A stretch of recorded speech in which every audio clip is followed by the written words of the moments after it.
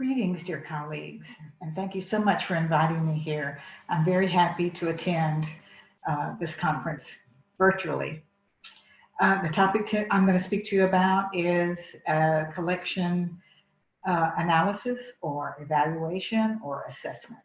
And I'm going to do a share so I can show you the PowerPoint. Okay. Here we go. And I'm going to enlarge that a little bit. Okay, my name is Dr. Teresa S. Welsh, and I'm very happy to be here, as I said, with you, dear colleagues. And let's start out talking about what is collection analysis, or evaluation is a similar term. It's a systematic evaluation of the quality of a library collection to determine the extent to which it meets the library's service goals and objectives and the information needs of its clientele. And this is the definition from the online dictionary of LIS. An analysis is a detailed examination of the elements or structure of something. Now, why is collection development or analysis, not development, analysis important? Analysis or evaluation of a collection is vital for the collection's development and management.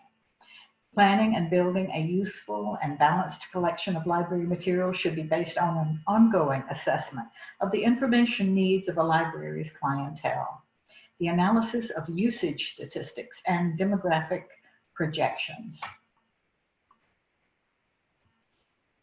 Now, what are the types of collection analysis? According to Crowley-Lowe in 2002, there are two basic types of collection analysis: material-centered or collection-centered, such as determining how many materials in a collection support a particular curriculum. Or another way to say that is, what is the collection strength in a particular area? Second type of collection analysis is user-centered, and that includes analysis of things like circulation rates of library materials. Now, Cizik and Young, they kept these two main categories, but they subdivided them into qualitative and quantitative methodologies, so that you have collection-centered quantitative assessment, collection-centered qualitative assessment, user-centered quantitative assessment, and user-centered qualitative assessment. Let's take the first type, collection-centered quantitative. For example, it could be a comparison of two collections, a comparison of one collection to another or to a checklist, or the measurement of a collection over time is another way to assess it. Now, one example I really like is this article, A Comparative Analysis of the Religious Nonfiction Collections of a Public Library and a Christian Church Library. And in this study, Bolton used a checklist of religious nonfiction books in public library core collections nonfiction. And so she compared that list to two different types of libraries, a public library and a church library that were near each other. And surprisingly, she found that the public library collection had 7 times more of the books on that list than the church library had of religious nonfiction. Another type of quantitative collection-centered analysis is the checklist method. It's where you use any kind of checklist of, say, award winners, best of list from a reputable source, and you use that as a checklist to see how many of those are in a collection. One of my favorite types of those is the study, A Collection Analysis of African American Poetry Holdings in the de Grumman Collection. Now, this was a paper done by one of our students, and she's African American, and she's also was a poet. So this was natural for her to study this topic in Southern Mrs. de Grumman children and young adults literature collections. And to check that, she used 2 checklists. One was the Harlem Renaissance list, on a list of patents, a list of poets, and the other was a Black Arts Movement list from poets.org. So she checked these used these two lists, and what she found was the de Grumman collection had 100% of the poets that were listed on the Harlem Renaissance list, but only 38% from the Black Arts Movement. So why is that important? Well, this is important because if our state has a high African American population, so it would seem to be important to include African American poets in this collection. And you can see it does, the de Grumman collection does a very good job of African American poets from the Harlem Renaissance era, but not from the Black Arts Movement. So you could use this information to develop a acquisition list of the missing poets from that Black Arts Movement. Okay, here's one that's a qualitative study of a collection and a collection-centered analysis, and this one is on condition. And I really like this study as well. It's an examination of physical condition of a collection. And you can really use this, and this is open access. You can find this on the web. Again, as one of our students, this young man had experience working for the Army and saving and preserving some burned Army records. So he had knowledge and experience with documentation and preservation. He came to us because he wanted that MLIS degree to go with his experience. And what he did for his research project, he did a survey, a condition survey of the circulating collection in Cook Library, University of Southern Mississippi. He took a random sample of books on the shelves, and it was quite a large sample, and he tested it, and he recorded the information about age, the types and condition of the cover material, types of physical damage, the paper acidity, and he really wrote about good tools to measure these with, and the degree of paper brittleness. And what he found was rather shocking. He found that 80% of the books on the shelves contained acidic paper, and 21% of those books had already become embrittled. I particularly like this article because anyone can use this as a how-to if they want to assess the physical condition of their own collection.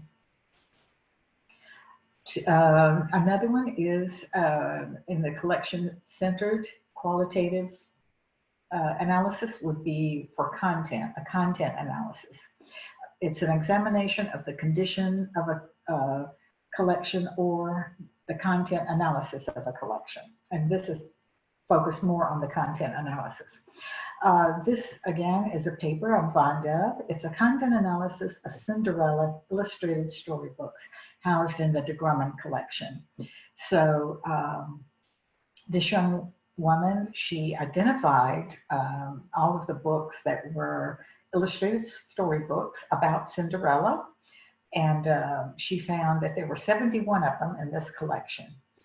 And well, not 71 in the collection, there were hundreds really of Cinderella illustrated storybooks, but she found 71 that had an animal helper in the story instead of a fairy godmother that we're used to in Western culture. And so she analyzed different aspects of these stories, and one thing she found was most of those were classified as Asian or multicultural.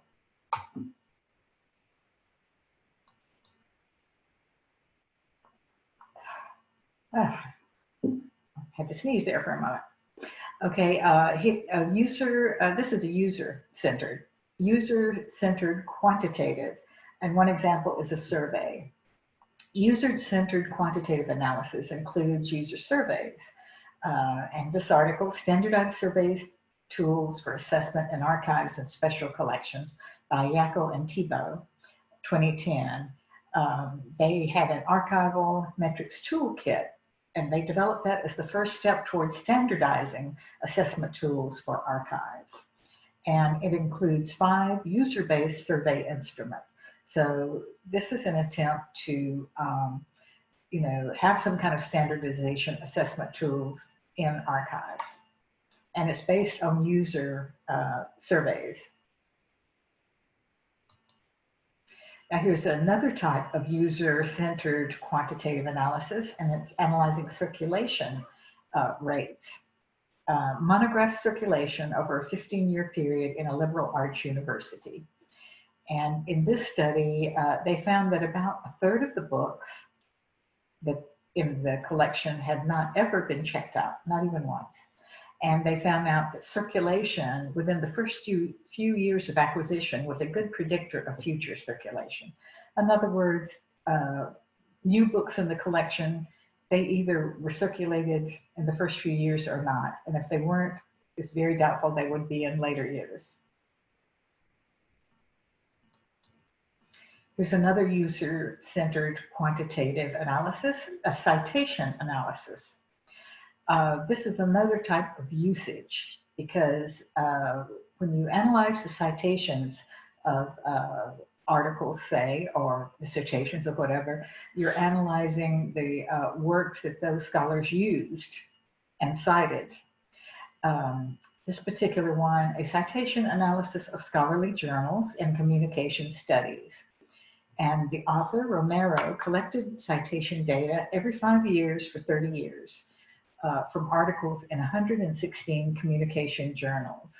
And he compiled a list of the 50 most cited communication journals. And this kind of information is very useful in collection development decisions. And some libraries, they even will do a citation analysis of the faculty and students to see, what things are they most citing? What are the most cited scholarly works used by our faculty and our students. Okay, user-centered qualitative. And an example of this would be interviews or qualitative responses to a questionnaire, say. And an example is Beyond the Scanned Image, a needs assessment of scholarly users of digital collections. And in this study, they analyzed interviews and also qualitative responses from workshops. And the purpose was to determine how these digital collections were used by the users and how they could be enhanced. Another type of qualitative analysis that's user-focused would be a focus group. And this is a good example. Is this a chapter book? Parent-involved categorization in a kindergarten classroom book collection. And this was focus groups of parent groups that were facilitated by librarians. They were asked to help the librarians categorize chapter books. And some of the things they found was that parents generally suggested categories based on book use rather than book subject. And they also found useful information. Parents would suggest categories for difficult to categorize books or books that fell into several different categories. Now, this is interesting. I have another category beyond these four, and that is mixed methodologies. And so here's one that includes user-centered quantitative and qualitative data. And it's small library research using qualitative and user-oriented research to transform a traditional library into information commons. And they, what they did was they looked at usage patterns, surveys, interviews, comment boards. So they combined the quantitative with the usage patterns, like circulation data, and surveys with also more in-depth interviews and comments. They found similar results from these various sources of data. They found that according to the users, there were more group study space was needed, more access to power to plug in their computers and other devices, and a quieter environment for study and research. Another type of mixed methodology also includes user-centered quantitative and qualitative data. Moving beyond citation analysis, how surveys and interviews enhance, enrich, and expand your research findings. And this is sort of an expanded citation analysis. The citation analysis is very quantitative of faculty publications and what they're citing in their bibliographies. But they combine that with surveys and interviews to determine the effectiveness of the library collections. And in the citation analysis, you can take it one more step and you can see not only what faculty are citing, but you can see how many of those sources they get from the library. And that can indicate holes in the collection. If it's something that faculty are frequently citing, for example, and the library doesn't have it, that maybe they should think about, getting that, acquiring that. Okay, and here's one that includes user-centered and collection-centered quantitative data. And the article is Serials Use in Postgraduates' Dissertations of Pharmaceutical Sciences, Collection Building by Citation Analysis. And this is just what we were talking about. The researchers did a citation analysis of pharmacology science graduate students. And then when they saw and ranked the most frequently cited sources, they compared that to the library's holdings to identify frequently cited sources that were not in the library's collection. And this can really help in acquiring the resources that were really needed for an academic library. Thank you for your attention. This was brief, but the results of this a bibliometric study I did that sort of is about this. I did a bibliometric study of scholarly LIS literature on collection analysis and evaluation, and I'm going to be presenting it at QQML 20. And I will also include this information that I reviewed with you about the different types of collection analysis. And I always put my conference presentations on SlideShare. So I will put this presentation and also the one I do in Barcelona on my SlideShare account, and you can see there the address there. Or you can search for me, Dr. T. Welsh, DRTWELSH. I'm on LinkedIn, SlideShare, Facebook, all of those things. So happy to be with you today, and thank you for inviting me.